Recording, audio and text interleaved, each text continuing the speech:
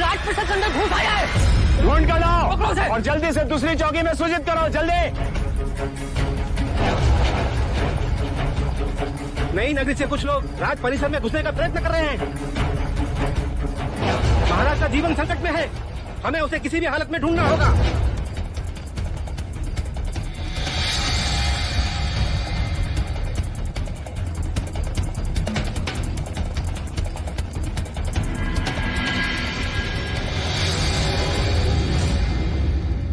महाराज, नगरकोट की भित्ति फांदकर कोई शत्रु घुस आया है। वो शत्रु नहीं, आप ही की प्रजा है महाराज।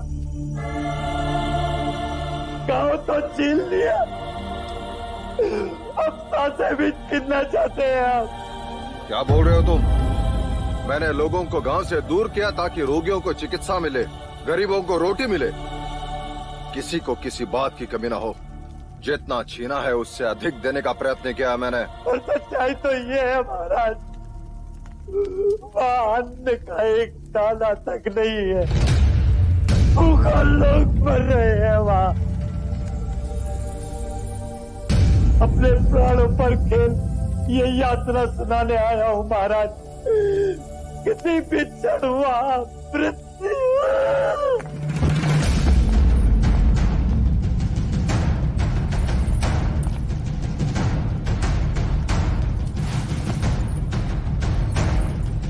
क्या हुआ इसे?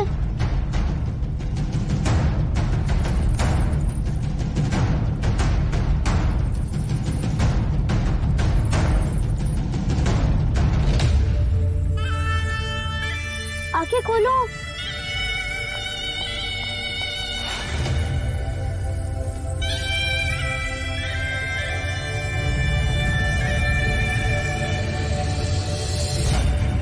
ये उठ क्यों नहीं रहा है? ये गिर क्यों गया? उठो। सिद्धार्थ, वो मर्यादा से अधिक सोमरस पी लिया था इसने, अपना संतुलन खो गया। जाओ से।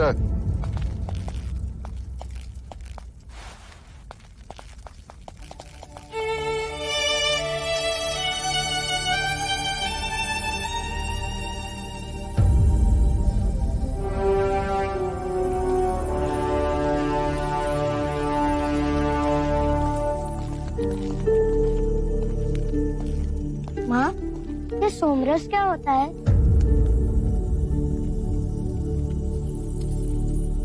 पुत्र, जब तुम बड़े हो जाओगे ना तो माँ, हर बात को समझने के लिए बड़ा होना आवश्यक है। हर प्रश्न को आयु के अनुसार ही समझा जाता है। जब हर प्रश्न का उत्तर बड़े होने के पश्चात ही मिलना है, तो इस आयु में मुझे ये प्रश्न क्यों आते हैं माँ?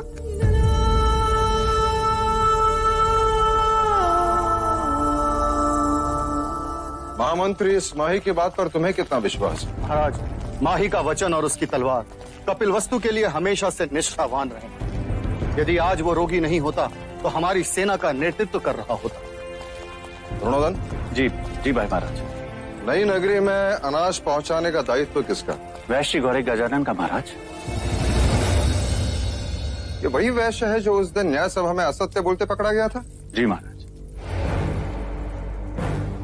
कल उसे न्याय सभा में प्रस्तुत किया जाए। जो आज्ञा महाराज।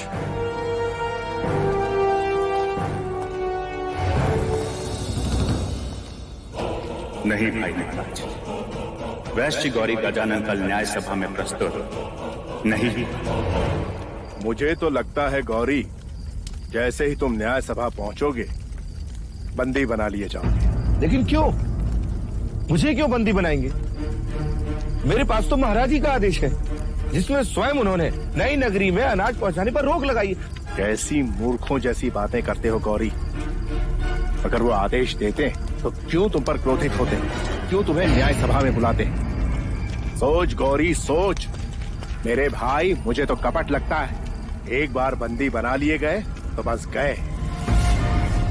तो मैं क्या करूं? मेरी बात मान तो भाग जा यहाँ से और ढूंढ उस सैनिक को जिसने महाराज का वो आदेश पत्र तुझे दिया था।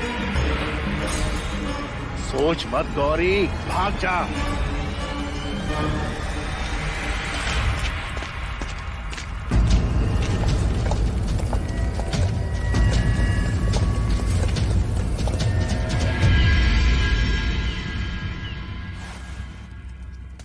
क्या वैश्य गौरी गजानन उपस्थित हैं? जी नहीं महाराज। सैनिकों ने राज्य के हर कोने में छानबीन की, किंतु गौरी गजानन की कोई सूचना नहीं मिली। कदाचित वो राज्य। क्या उसकी अनुपस्थिति उसके अपराधी होने की पुष्टि नहीं? जी महाराज। इसके लिए शाक्य न्याय में क्या प्रावधान है? जब तक गौरी नहीं मिलता महाराज, तब तक इस विषय को स्थगित कर दें। ऐसे कैसे स्थगित कर दे अमात्य? ये राजद्रोह का प्रश्न है, महाराज की आज्ञा का उल्लंघन है। न्याय तो होना ही चाहिए। हाँ महाराज, प्रश्न जब राजद्रोह का हो तो न्याय तुरंत होना चाहिए।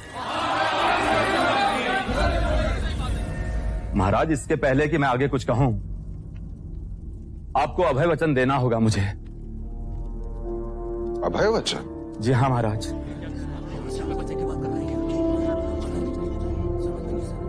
मैं तुम्हें अभय वचन देता हूं अमात्य।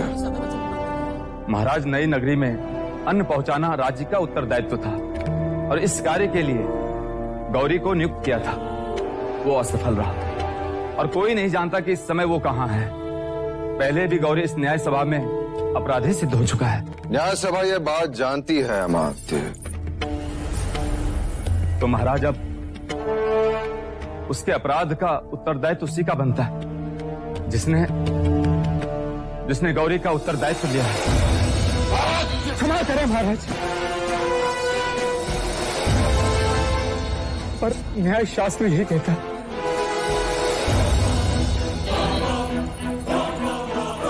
तुम्हारा संकेत युवराज सिद्धार्थ की ओर है। भाई महाराज, आप क्रोधित ना हो और इसे क्षमा कर दीजिए। भाई महाराज, कदाचित अमात्य ठीक कह रहा है। हमें इस न्याय को स्थगित कर देना चाहिए। नहीं द्रोणोदन, न्याय होगा, अवश्य होगा। परंतु भाई महाराज, युवराज सिद्धार्थ तो बालक हैं। वो कैसे गौरी के अपराध के उत्तरदायी हुए? उत्तरदायित्व लेने वाले को कल दंड गृह में प्रस्तुत किया जाए। न्याय वही होगा।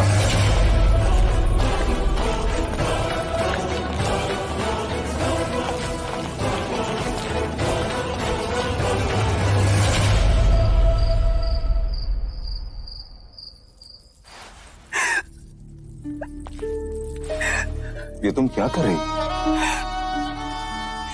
सिद्धार्थ पे दया कीजिए थे, मुझे दंडित कीजिए। मैं कोड़े खाने को तैयार हूं, किंतु सिद्धार्थ को दंड गृह मत ले जाइए। जब न्याय सभा ले जाने से नहीं रोका, दंड गृह ले जाने से क्यों? फिर क्या ये उचित है भैया कि इतनी कम उम्र में वो दंड गृह देखे? आप तो चाहते थे कि सिद्धार्थ पर दुख की छाया भी ना पड़े। जब नई नगरी के निर्माण के लिए आप प्रजा के प्रति निष्ठुर हुए, तो मैं आपके पुत्र स्नेह को समझ सकती थी, किंतु आज आप अपने उसी पुत्र के प्रति निष्ठुर हो गए। तो अब यह स्नेह किसके प्रति? न्याय के प्रति। जीवन अंत तक सिद्धार्थ अब कभी न्याय नहीं करेगा। हाँ, और किसी का उत्तरदायित्व तो कभी ना लेगा। मैं चाहता हूं कि वो क्षत्रिय बने, सम्राट बने, अपने कुल का नाम उज्जवल करे। क्या राजा राम हमारे कुल के नहीं थे? क्या उनमें करुणा नहीं थी? क्या वह प्रजा वत्सल नहीं थे? क्या वह किसी सम्राट से कम थे? क्या वह क्षत्रिय नहीं थे? राम राज्य से बढ़कर और कोई उदाहरण है क्या देव? मैं पिता के साथ साथ एक राजा भी हूं। जब मैं न्यायासन पर बैठता हूं तो उतर जाइए ऐसे न्यायासन से। मैं शाक्य कुल की ऐसी शासन प्रणाली को नहीं मानती जहां एक निर्दोष को उसकी करुणा के लिए दंड दिया जा रहा है। 8 वर्षों में सुख के अतिरिक्त कुछ नहीं देखा। 8 कोड़ों में 8 जन्मों का दुख देख लेगा आपका भतीजा। उसने न्याय सभा के समक्ष गौरी का उत्तरदायित्व लिया था। पर वो अभी बालक ही है भैया। आर्य आर्य आर्य आर्य आर्य ओ आर्य, पता नहीं अब महाराज क्या न्याय करेंगे। उस दिन पूरी सभा ने सिद्धार्थ के न्याय को माना। अब सभा के न्याय को उसे मानना ही होगा। ऐसा न्याय जो शाक्यों के इतिहास में कभी किसी राजा ने नहीं किया।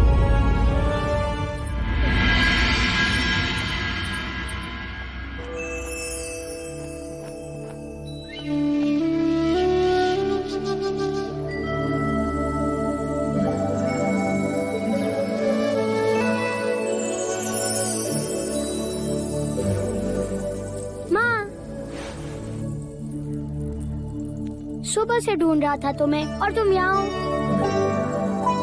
तुम रो क्यों रही हो माँ?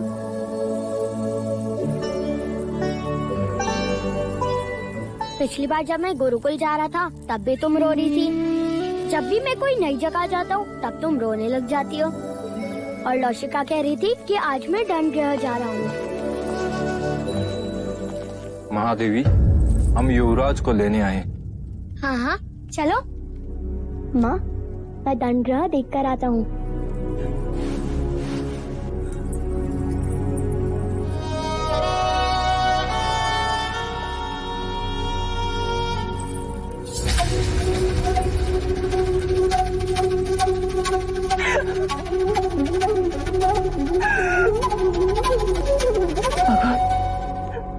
भगवान मेरे सिद्धार्थ की रक्षा करना।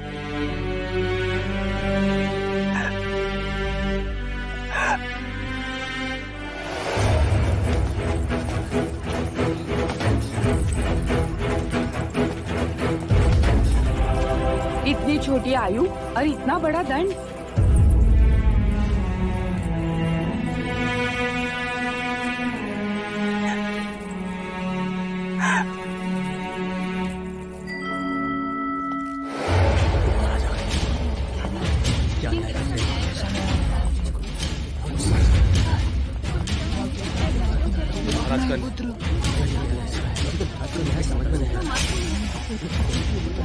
दंडगृह में इतनी भीड़ कैसी? महाराज, ये भीड़ न्याय की विनती के लिए है। कृपा कर आप अपने न्याय को स्थगित करते महाराज। हाँ भाई महाराज, मैं आकाश पाताल लेकर उस वैश्य गौरी को ढूंढ निकालूंगा। उत्तरदायित्व लेने वाले को उपस्थित किया जाए।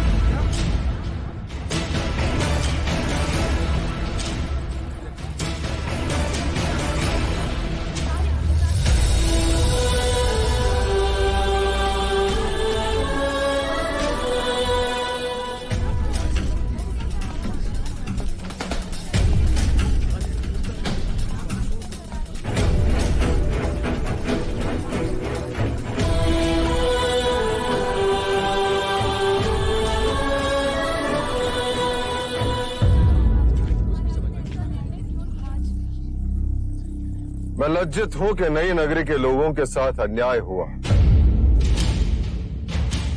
अन्न पहुंचाना राजा का कर्तव्य है और यह दायित्व मैंने गौरी को दिया था। उसने दोबारा अपराध किया तो उसका उत्तरदायित्व लेने वाला उसके दंड का अधिकारी है।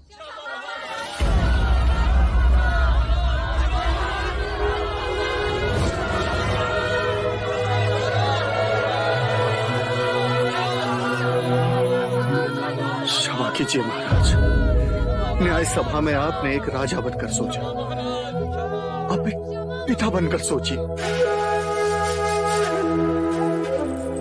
उत्तरदायी दंड भुगतने के लिए सक्षम नहीं, इसलिए उसका दंड उसके पिता को दिया जाता है।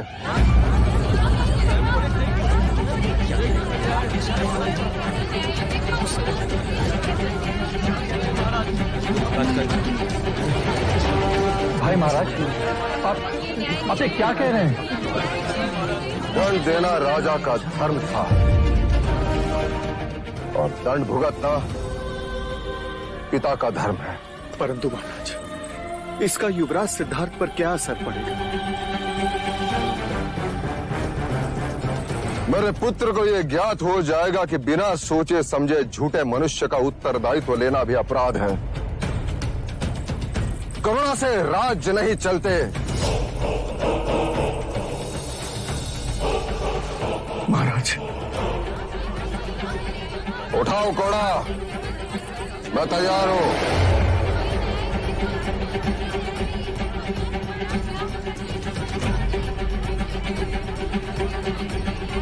घोड़ा उठाओ, अन्यथा तुम्हें भी दंडित किया जाएगा।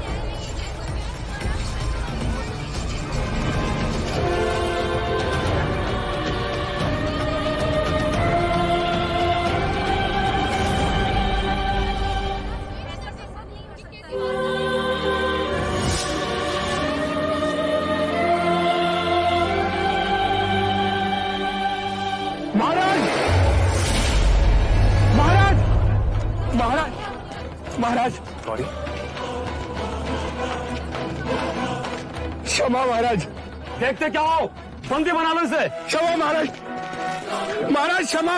नए नगरी में अन्न पहुंचाने का दायित्व तुम्हारा था या नहीं गौरी?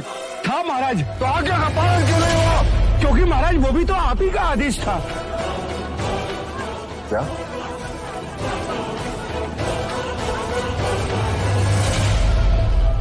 मेरा आदेश? हाँ महाराज, ये देखिए, ये रहा आदेश पत्र। वैश्य गौरी गजानन, इस पत्र के साथ तुम्हें आदेश दिया जाता है कि आज तक राज के आदेशानुसार जो अन्न तुम नई नगरी को भेज रहे थे उसे स्थगित कर दिया जाए।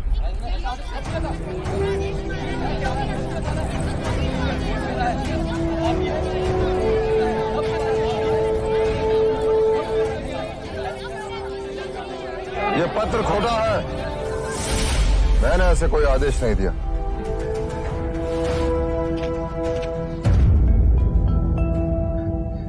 जी महाराज, ये आदेश पत्र खोटा है। परंतु इसका प्रमाण क्या है? इस पर तो राज की मोहर लगी हुई है। मुहर लगाने वाले से एक भूल हो गई है। लोहे की नकली मुहर लगाने के फलस्वरूप इसके सतह पे उभरी हुई हाथी की चित्र खुरदुरी, जो कि असली सोने के मुहर से नहीं होती। ये पत्र तुम तक किसने पहुंचाया? राज्य के एक सैनिक ने महाराज। कहाँ है वो सैनिक? महाराज, मैं उसी को ढूंढ रहा था। स्वयं को निर्दोष प्रमाणित करने का बस वही एकमात्र प्रमाण था महाराज, पर वो अभी तक मिला ही नहीं। तुम न्याय व्यवस्था को भ्रमित कर रहे हो गौरी। क्षमा महाराज, क्षमा। मैं दंड भुगतने को तैयार हूँ महाराज। शाक्य न्याय प्रणाली के अनुसार तुम्हारे पास केवल दो ही पर्याय है, एक तो कोड़े, अन्यथा नगर निकाला। महाराज, मैं नगर छोड़ दूंगा और जाने से पहले एक बार युवराज सिद्धार्थ से मिलना चाहता हूँ।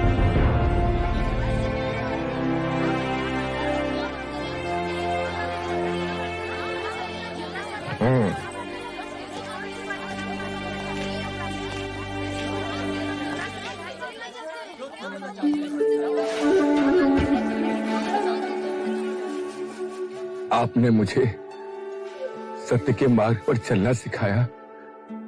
आपका विश्वास बना रहे, इसलिए मैंने किसी भी तरह का लालच न करके कोई भी छल कपट नहीं किया। सत्य स्वयं प्रकाशित होता है। आज नहीं तो कल अपराधी अवश्य दंड पाएगा।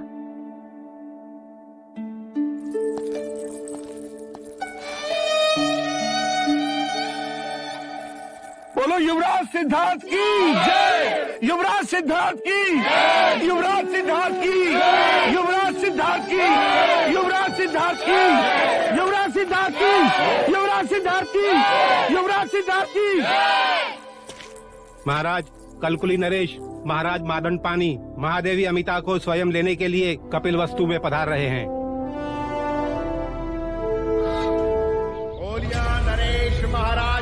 पानी पधार रहे हैं। प्रजापति, लगता है वो आ गए। तुम देखना उनके स्वागत में कोई त्रुटि न रहे। अमिता दीदी, आप निश्चिंत रहें। यदि वो आपके स्वामी हैं, तो मेरे भी भाई हैं। प्रजापति, तुम देखना कि इस शुभ अवसर पर भैया और उनके बीच कोई राजकीय बातें न उभरे। आप चिंता न करें, मैं ऐसा होने नहीं दूंगी।